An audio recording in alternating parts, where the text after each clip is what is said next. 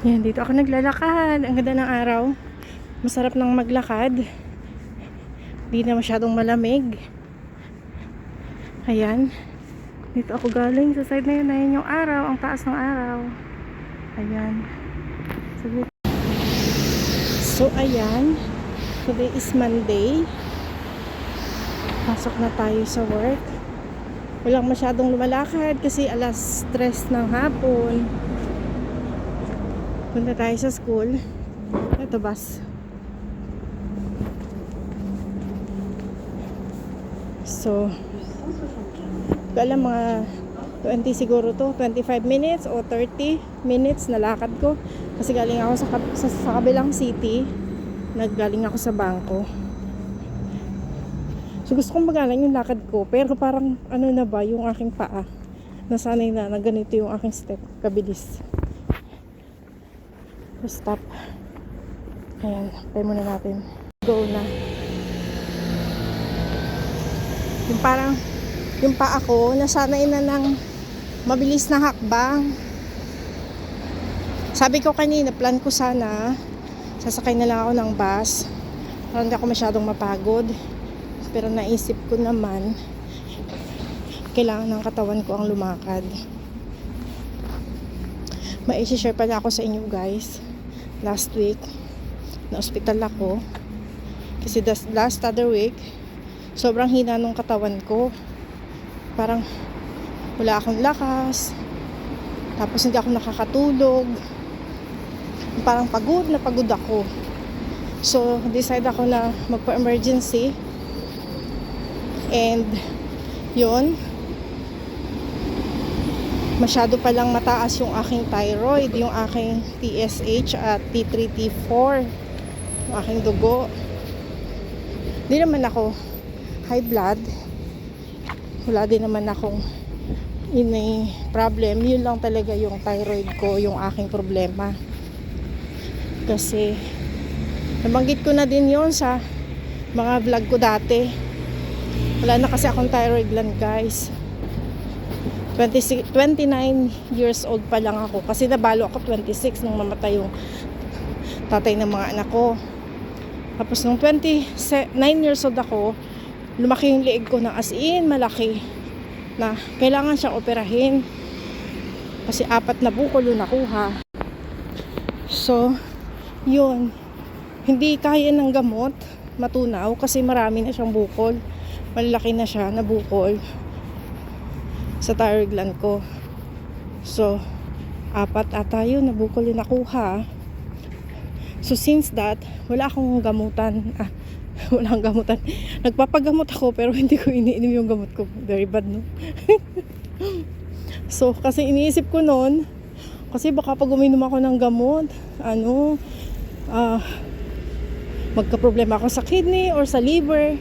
Kasi noon, hindi rin na-explain siguro na-explain, pero hindi ko naintindihan, kasi bata pa nga ako, na kailangan ko palang uminom ng gamot, ng pills para sa thyroid ko. Kasi yun yung magiging thyroid gland ko na, para hindi ako napapagod.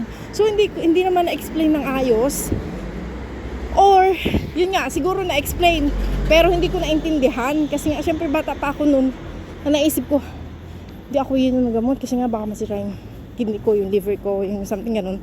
Tapos ko, bahala na si Lord sa akin.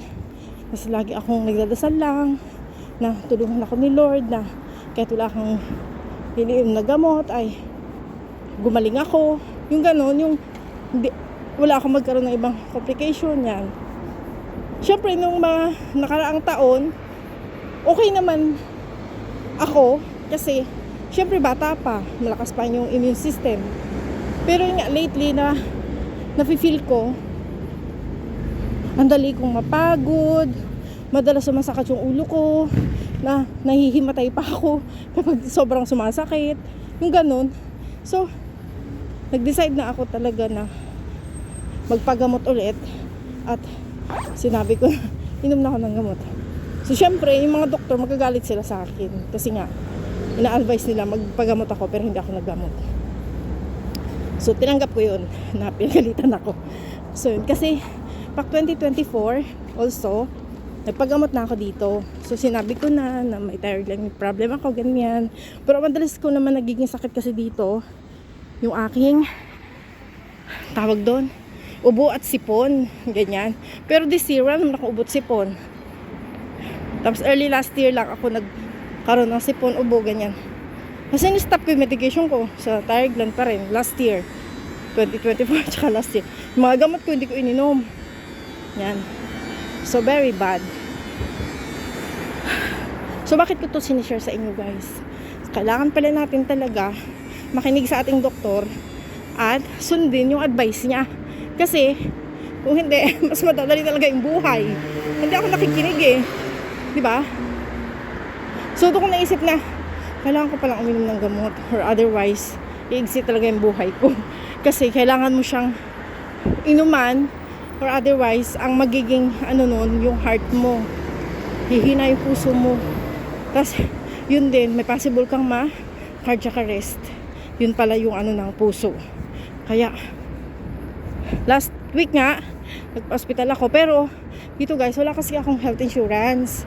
Kasi hindi ako na-approve dahil nga malaki yung sweldo ko. Kasi dito kasi hindi ka i-approve ng social service, yung aid medical, kung malaki ang sweldo mo. So that time nung nag-apply ako, malaki yung sweldo ko, more than minimum siya.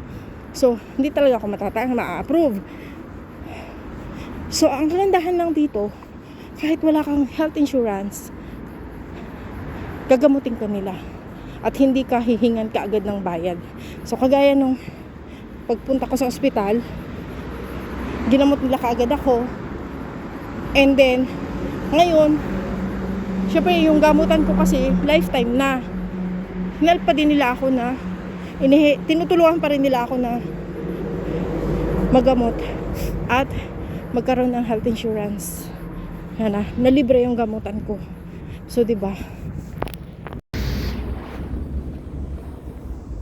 So yun, sa mga nandito sa France, pero alam ko naman, alam nyo na yan. So sa mga hindi nakakaalam, na for example na magkakasakit tayo, huwag tayong matakot na pumunta agad sa doktor kasi kahit wala tayong health insurance, kasi they are helping talaga, tutulungan ka talaga. Ayan. So yun lang, na-share ko lang sa inyo guys. We keep going and God bless us all guys, laban lang. 2026 na.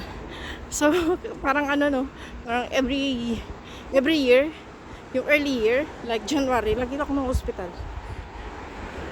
Yung matatapos na to.